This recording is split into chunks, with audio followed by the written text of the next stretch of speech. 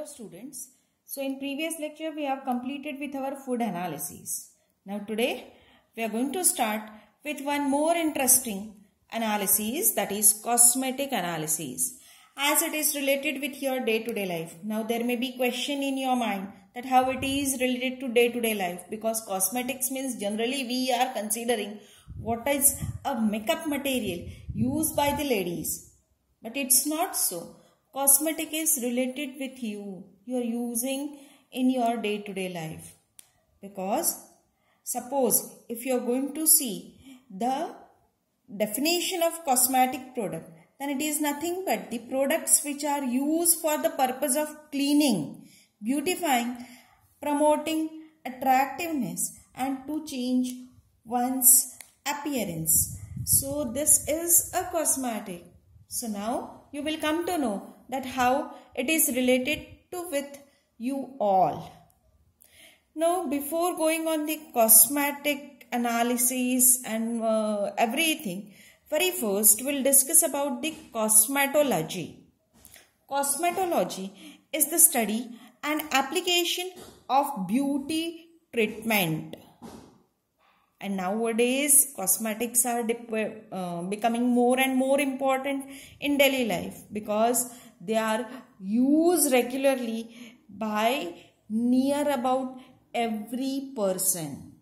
So you can imagine that how the cosmetic analysis is going to be an important field in your, or you can say that important field of analysis.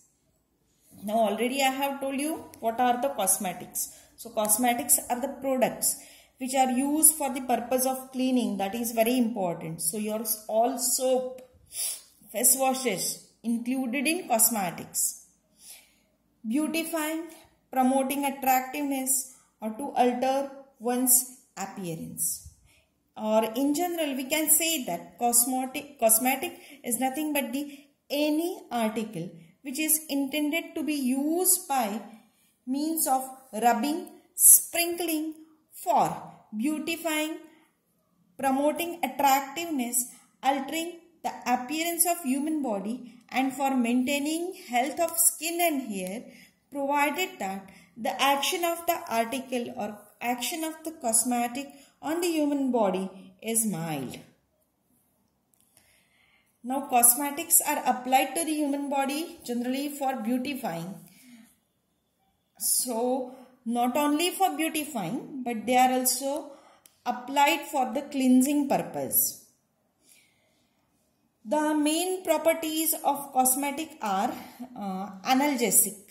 That is, suppose if you are having a pain or if you are having some itching, then it stops. Then antibacterial, anti-inflammatory, anti-spasmodic, antioxidant, antiseptic, astringent, soothing, emollient, exfoliative, hydrating, hypoallergic, moistening, moisturizing, anti-acne, nourishing, regenerating, relaxing and toning. So these are the, you can say that main properties of the cosmetics. Now we have to discuss about the sensory properties of cosmetics.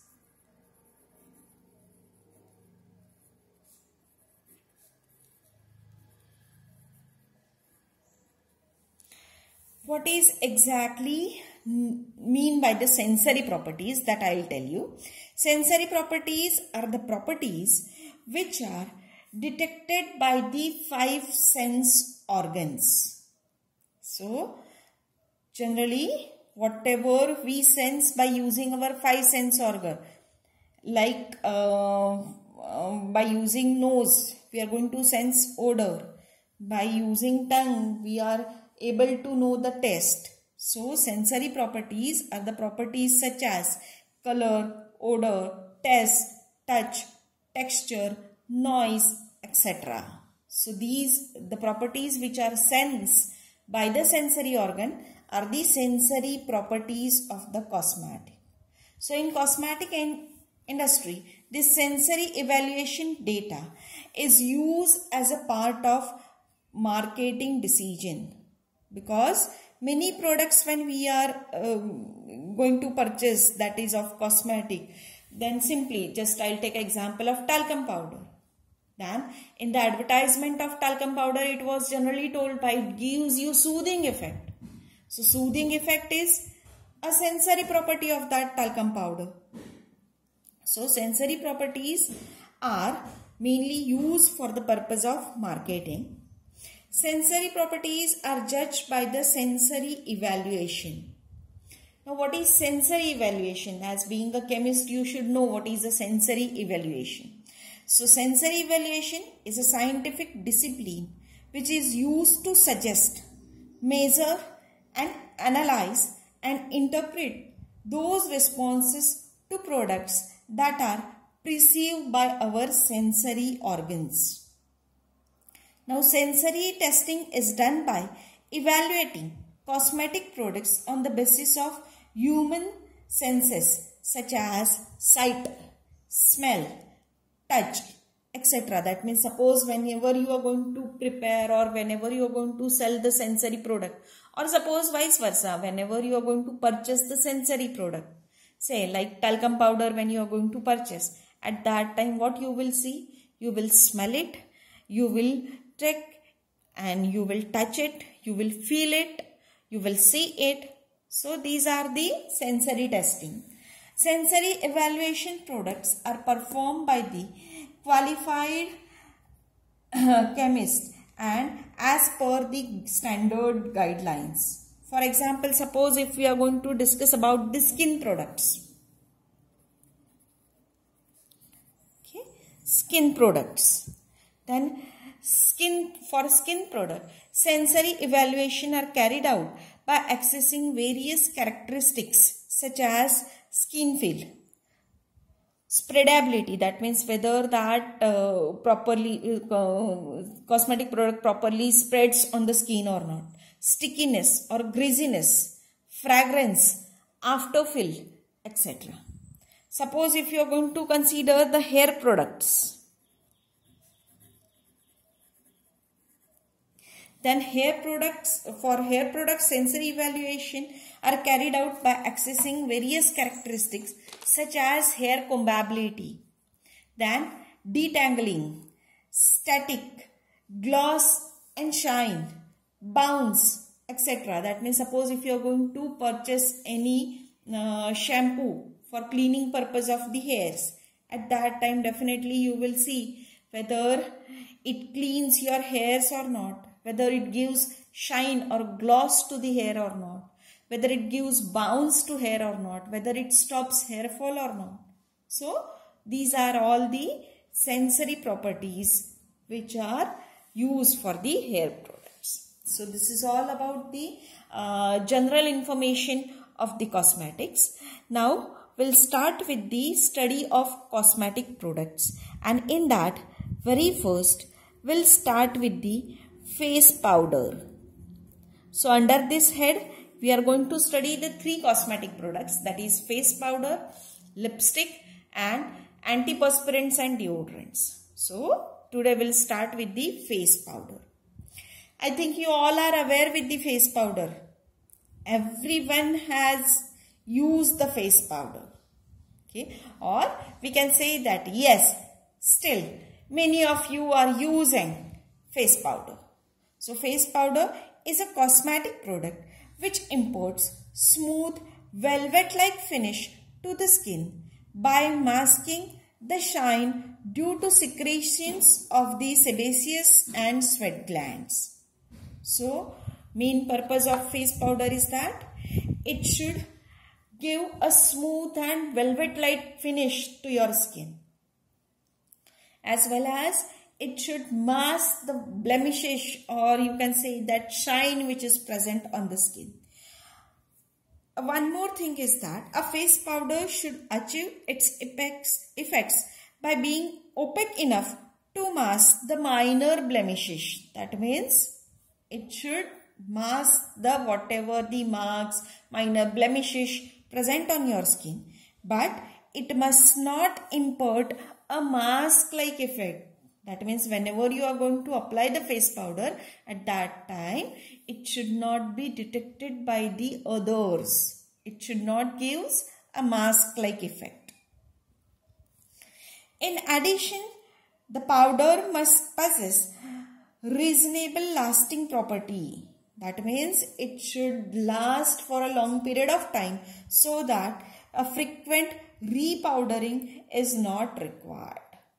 Now, we have to discuss about the characteristics of the face powder. Characteristics of the face powder. Very first characteristic is covering power. Face powder must have a covering power so that it is able to mask the skin defects such as skin shine, enlarged pore and minor blemishes present on the skin. Second characteristic is slip.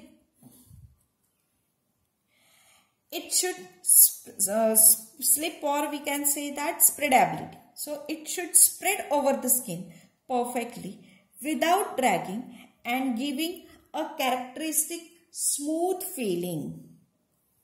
Next is, third one is absorbency.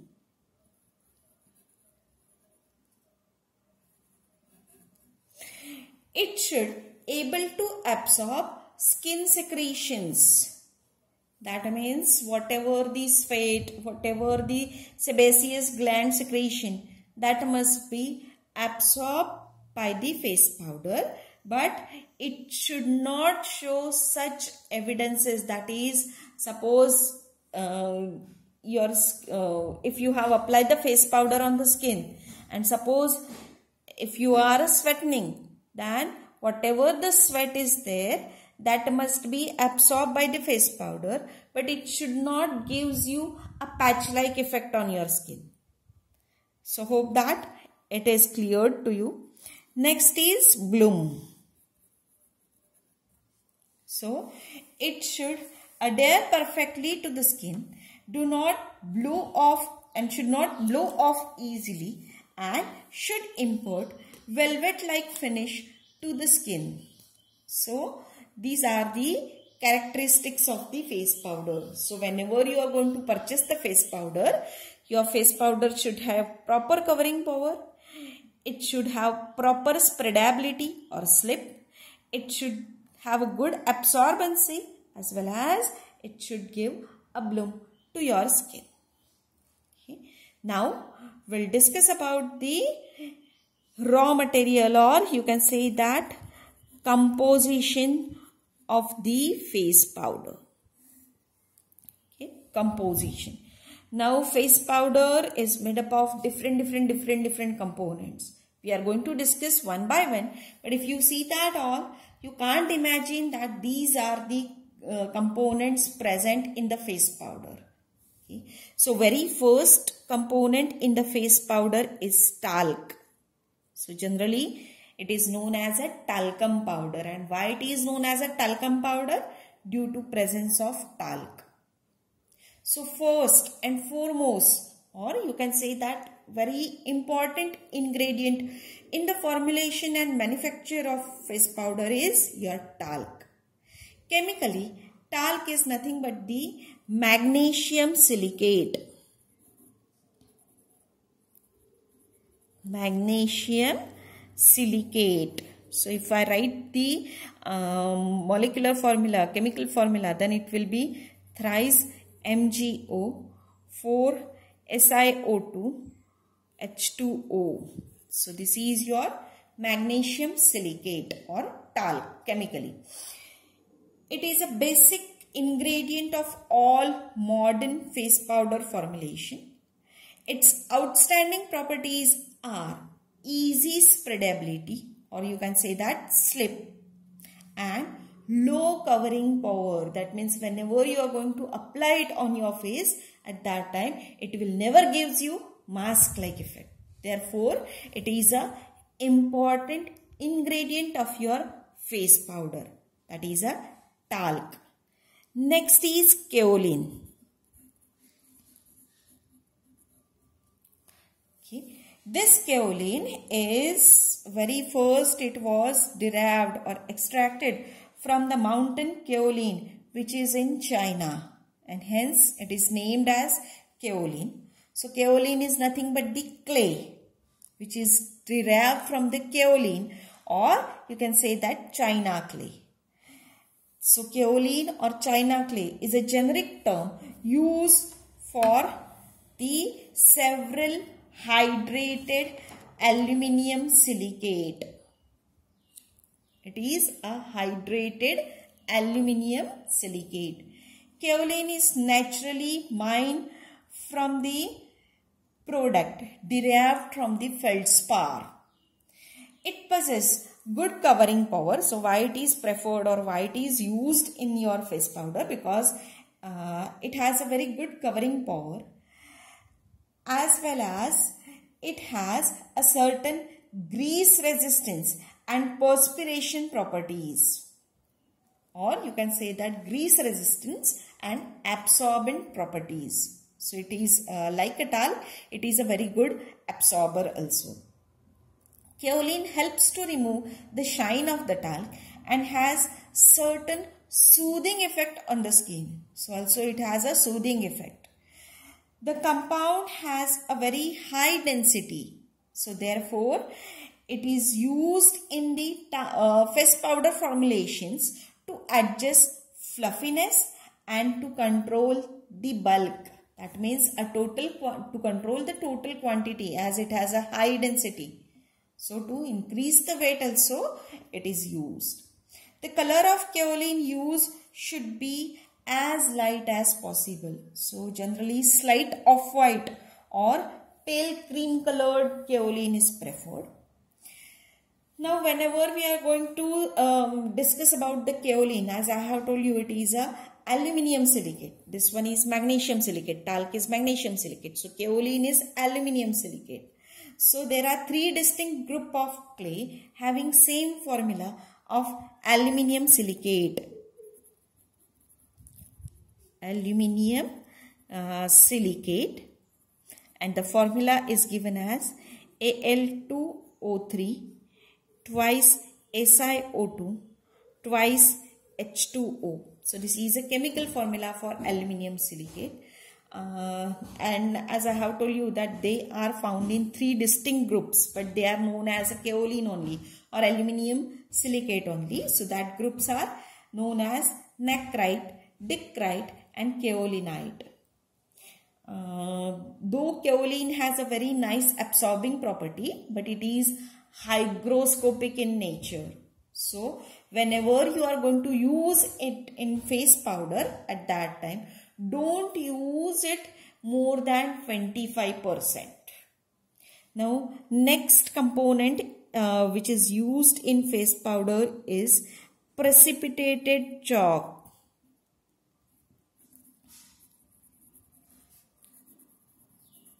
Or your calcium carbonate. Precipitated chalk or calcium carbonate. So precipitated chalk is used in face powder because it helps to maintain balance between slip, adhesion, covering power and transparency. The calcium carbonate reduces the shine of talc and has a good covering power. It is also a grease resistance and perspirant absorber. So therefore it is preferred. Next component in the talcum powder is magnesium carbonate.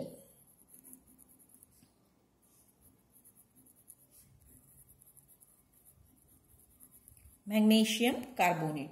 Magnesium carbonate has a fine absorbent properties and has satisfactory mean of distributing perfume. So therefore it is used. Now next components are also there, but that will discuss in the next lecture. Thank you.